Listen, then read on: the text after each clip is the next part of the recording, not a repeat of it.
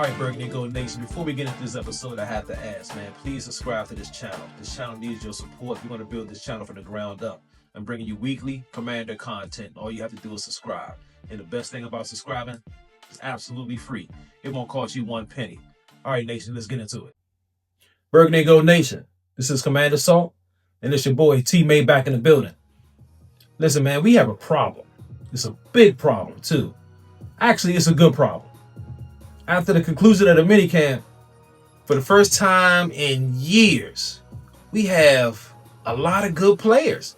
It just dawned on me. I'm watching the minicamp episodes, the videos from minicamp and all that stuff, and golly, man, we have a lot of young, ascending players. Players on the rise, players that could be stars in this league. Who? All right, let's start with the running back, Jacory Crosky-Merritt. I think this guy is going to be a good running back in this league. I think we might have solved our running back problem. After my observations from minicamp, I think we might have solved it. This dude could probably be a number one running back in this league. Now he's going to sit behind B-Rob for most of the season.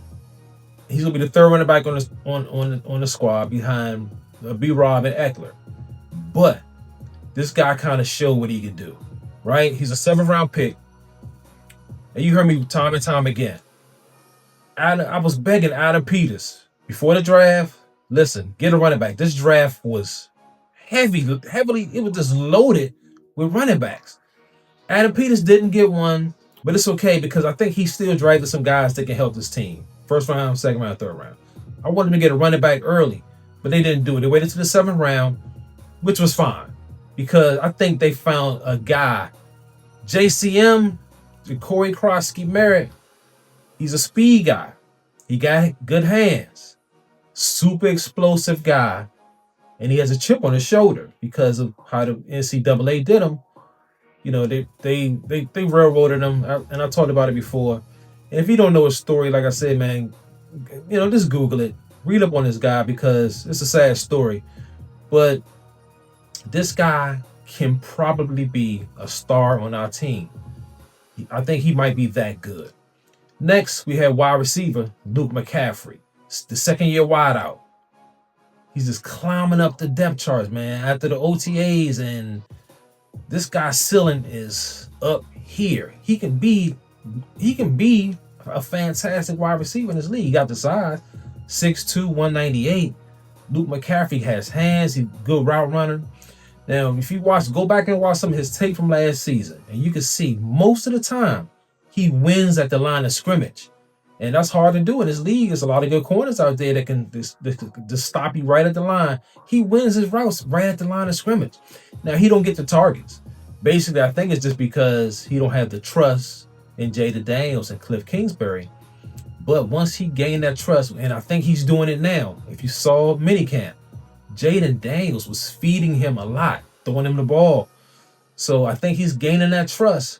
And now with Noah Brown being out for a while, listen, man, Luke McCaffrey can end up being a rising star on his team. Behind Terry McLaurin, Deebo Samuels, Luke McCaffrey could be that 3rd wideout. I think he might even beat out Jaden Lane, the 3rd round rookie we drafted. Now, Lane is more athletic. Of course, he's faster, but I think they're gaining that trust in Luke McCaffrey, and I think he might end up being that 3rd wideout.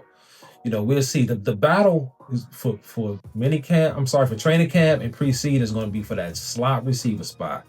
And it's going to be a great battle to watch. I can't wait to see this battle, basically between Luke McCaffrey and Jaden Lane. So, man, we're going to see what happens, but I think he is definitely taking a strong step at becoming that number 3 wideout. Another guy that could be a breakout star in 2025, cornerback Trey Amos. Man, Trey showed out. He's pretty much showed out during the rookie minicamp and mandatory minicamp. He showed out. He showed why he can possibly be a number 1 corner in this league, and a lot of people are already addressing it. A lot of the Commander insiders are calling him CB1. They already saying he's better than Marshawn Lattimore. Now, But what I saw, I can't really put him up there yet because he's not battle tested. Man, this is mini camp. This is nothing. All right. Let's call it what it is. Mini camp is nothing. You can't really tell what this guy can do probably until at least preseason. He's going to get a lot of reps in preseason. And being in the NFC East, the NFC East is loaded with talented, very talented wide receivers. Philadelphia Eagles, they stack with wide receivers. Dallas got two good ones, right? Even the Giants got some good wideouts. So Trey Amos will be tested early. But I think he can live up to that test. I think he might be a rising star for the Commanders in this league, man. The guy, he has the whole package. He's tall, he's rangy, he's athletic, he's fast, he has the long arms, he's physical. He has all the traits and all the tools you want for a corner, especially in Joe Witt's defense. They love Dan Quinn. They love the tall, rangy type corners, man. And this guy fits the bill perfectly. So the ceiling is high for Trey Amos, man. That's why I got him as one of the rising stars. Breakout star for next year could be Trey Amos, man. Next up, I have tight end Ben Sinnott. Sky's the limit for this guy as well. He's backing up Zach Ertz, which is fine. He's learning from Zach Ertz. He's learning all the tricks of the trade from Zach Ertz, man. That's what you want. You want to sit behind a veteran. That's what he did. But I think this season, he's going to get more touches, more reps, which means more targets for him, which is going to be great.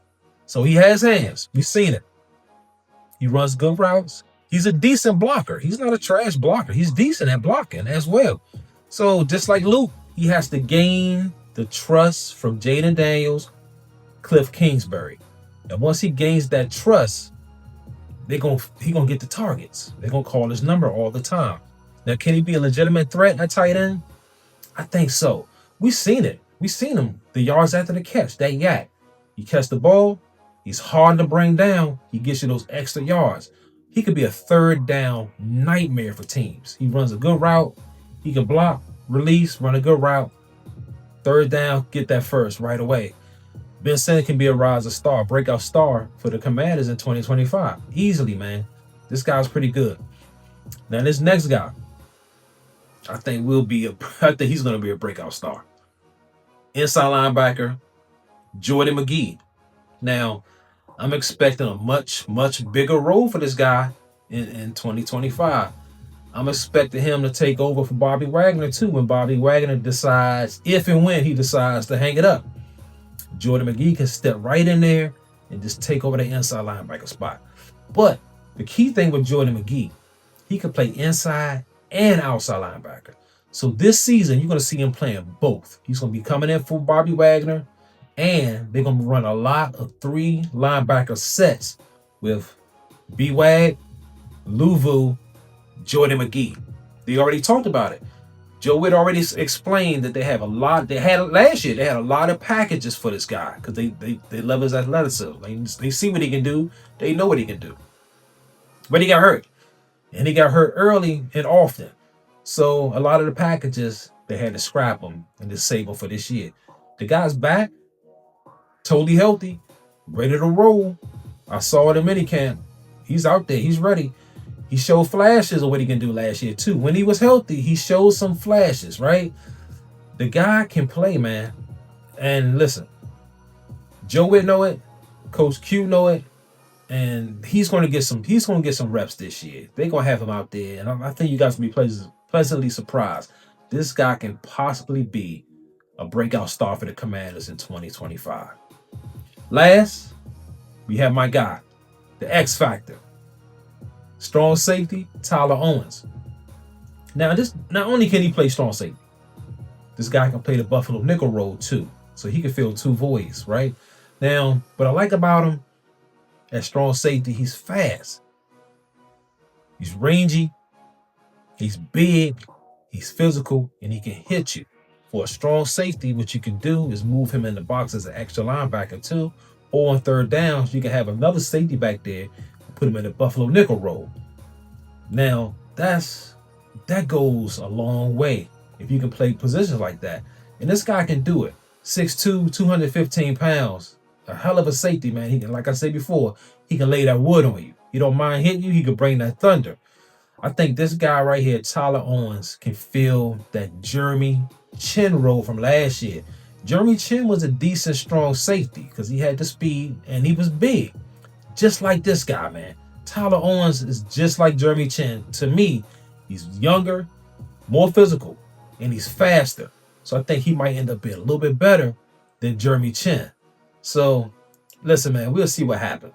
Now, I got some honorable mentions, too. Mikey Sanders still. We already know what he can do. He could be a breakout star, Pro Bowl level this year. Quan Martin is another guy who could be a breakout star, who might can be all pro this year at free safety. He might be one of the best free safeties in the NFC. We'll see what happens, man. That's another, to me, another candidate for a breakout star. Now, listen, we got other guys on this squad that I'm so excited to see. Jayden Lane is another guy who can be something in this league, but I'm just happy that for the first time in years, Adam Peters is bringing in solid guys who can play and the nation is starting to recognize these guys as good players. Usually, Pro Bowl Commanders will have one or two guys, if that, and usually one of the guys is Tressway, our punter, right?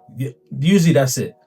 But now we're starting to get a handful of guys, and if we keep winning like we are, we keep making noise and making the playoffs, these guys are going to start getting recognized as being some of the best in the league. Pro Bowl status, that kind of stuff. That's what you need on your team. You need young guys that you draft to come in, hit the ground running, and end up being stars. That's exactly what you need in this league, man.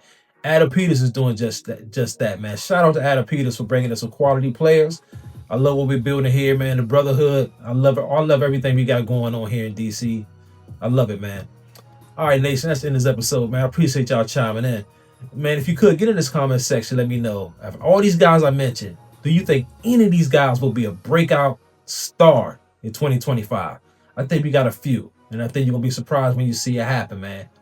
Also, please, if you could, hit that like button, hit the notification bell, subscribe. This channel needs your support, and if you can, man, please donate to the machine. If you made it to the end of this episode, I owe you a drink, baby. Salute.